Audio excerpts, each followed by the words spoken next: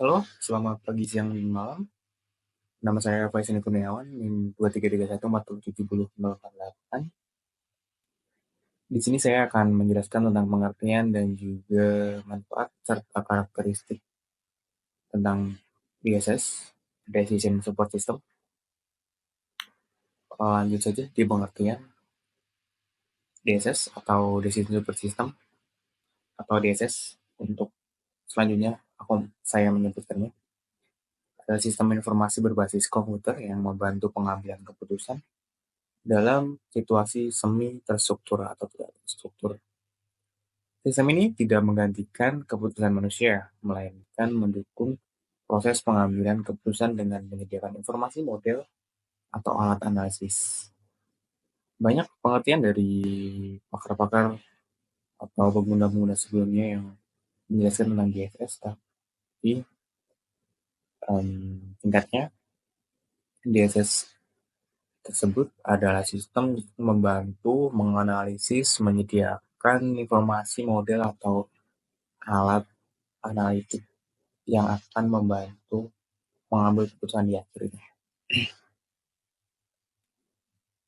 Untuk manfaat yang pertama, jelas untuk membantu pengambilan keputusan lebih cepat dan tepat, karena di awal DSS sudah menyediakan data model dan alternatif yang dapat mempercepat proses pengambilan keputusan, kemudian meningkatkan kualitas keputusan karena keputusan diambil dengan data yang jelas dan yang konkret, valid dari data-data yang ada sekarang.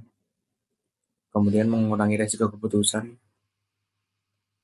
karena dengan data yang sudah ada kita bisa mengambil keputusan yang lebih tepat dan efisien, meningkatkan efisiensi operasional karena tidak perlu banyak action untuk membuat data dan yang lainnya.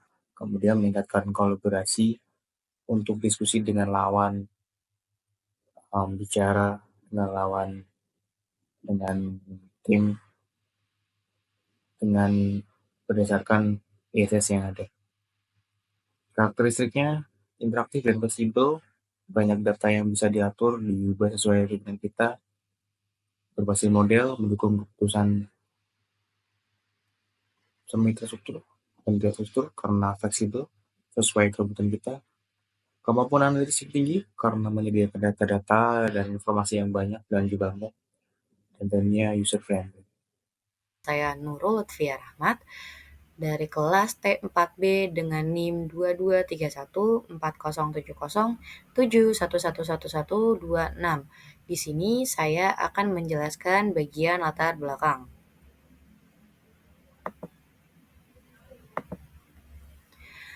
Pertumbuhan kendaraan pribadi di kota-kota besar Indonesia menciptakan tantangan serius dalam pengelolaan parkir, khususnya di area publik seperti pusat perbelanjaan dan gedung perkantoran serta area komersil lainnya.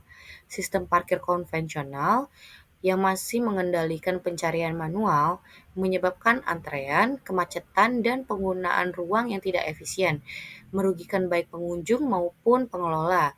Sebagai solusi, sistem parkir cerdas berbasis IoT mulai diterapkan dengan memanfaatkan sensor dan koneksi data untuk mendeteksi slot kosong dan memberikan informasi secara real time.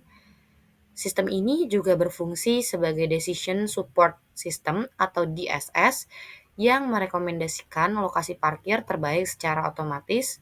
Salah satu contoh penerapannya adalah di Mall Olympic Garden atau MOG Malang yang mengalami volume kendaraan tinggi dan membutuhkan pengelolaan parkir yang lebih efisien dan modern.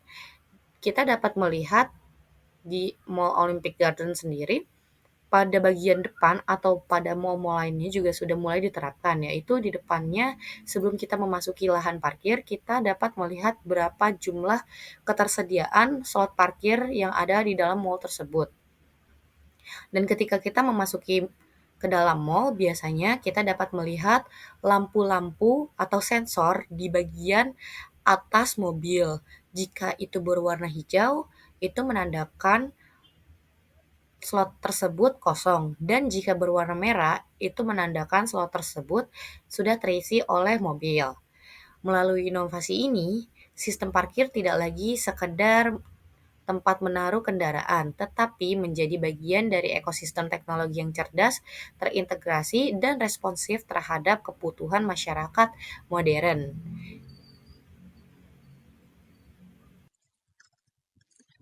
Saya Muhammad Hafiz Al-Furqon. Berdasarkan latar belakang tadi yang sudah jelaskan, di sini terdapat rumusan masalah yang bisa kita angkat, yaitu bagaimana cara mendeteksi ketersediaan slot parkir secara otomatis di tempat parkir yang ramai. Bagaimana menyajikan informasi slot kosong secara real-time kepada pengunjung. Bagaimana sistem dapat membantu mengurangi kemacetan dan waktu tunggu di area parkir. Kemudian, berdasarkan dari rumusan masalah tersebut, kita dapat membuat tujuan-tujuannya, yaitu seperti membangun sistem parkir cerdas yang mendeteksi slot kosong secara real-time, memberikan informasi secara akurat kepada pengunjung mengenai lokasi slot yang tersedia, yang terakhir, meningkatkan efisiensi pengelolaan parkir dan pengalaman pengguna di satu tempat parkir agar pengguna merasa lebih nyaman ketika parkir di tempat kita.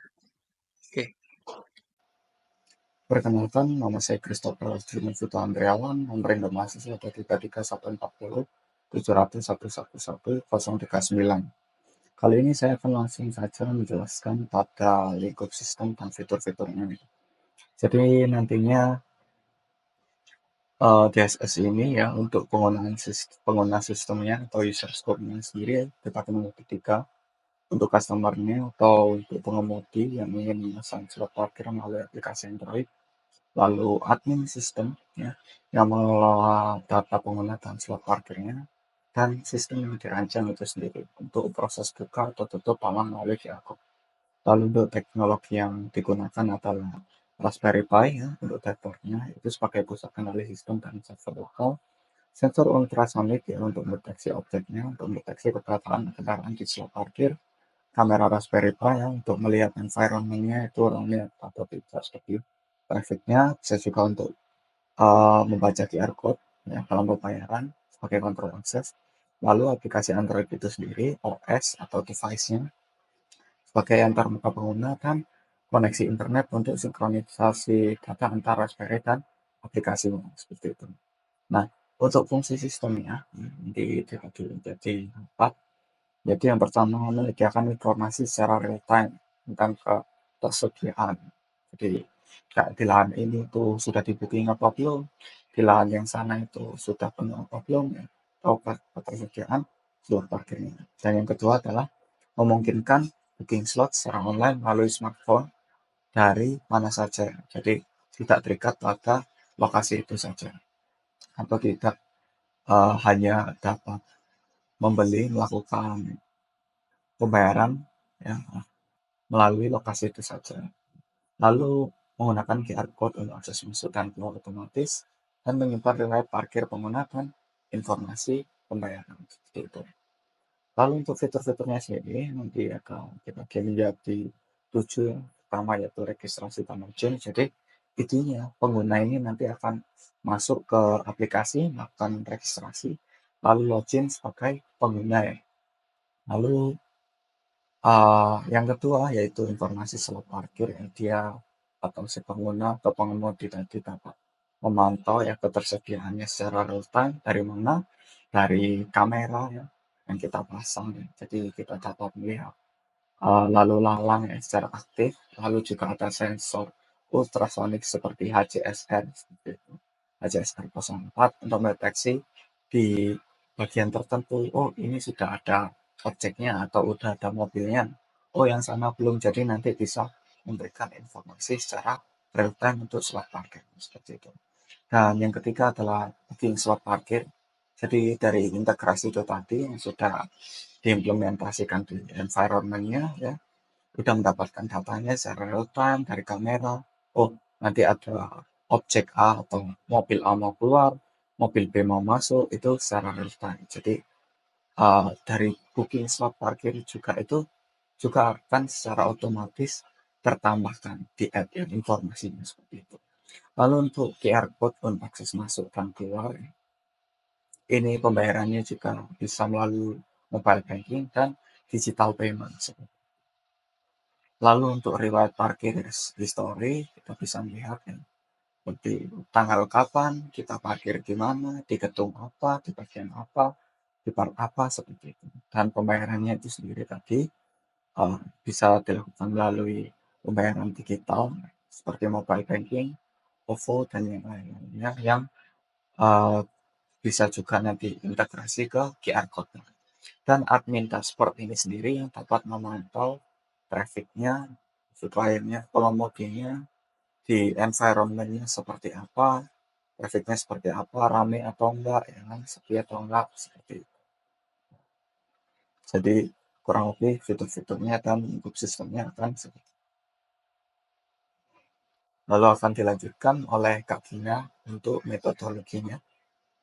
Saya Mauladina Aminah Ragil Putri dengan NIM 2031 4091 411179. Di sini saya akan menjelaskan tentang metodologi DSS. Untuk metodologi DSS itu sendiri ialah merujuk pada pendekatan atau prosedur yang digunakan dalam merancang, mengembangkan, dan mengimplementasikan sistem pendukung keputusan.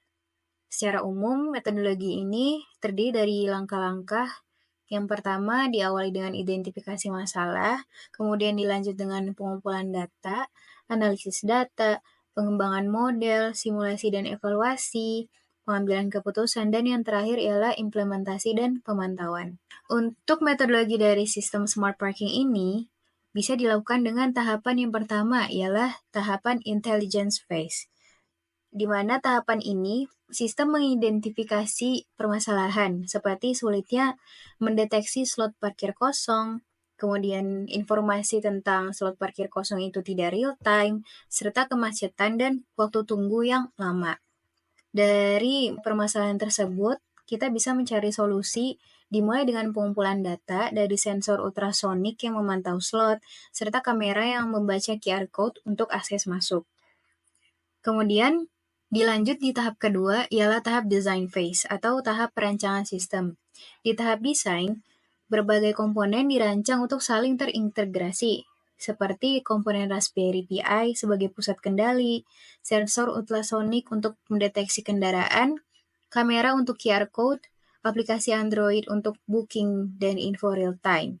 Sistem ini memungkinkan pengguna melihat slot kosong dan memesan langsung lewat aplikasi. Dilanjut dengan tahap ketiga, yaitu tahap choice phase atau pengambilan keputusan. Kemudian dari data-data tersebut, setelah data diterima, DSS akan memilih keputusan terbaik, seperti menampilkan slot kosong terdekat, membuka bolang otomatis saat QR code valid, dan merekam histori penggunaan.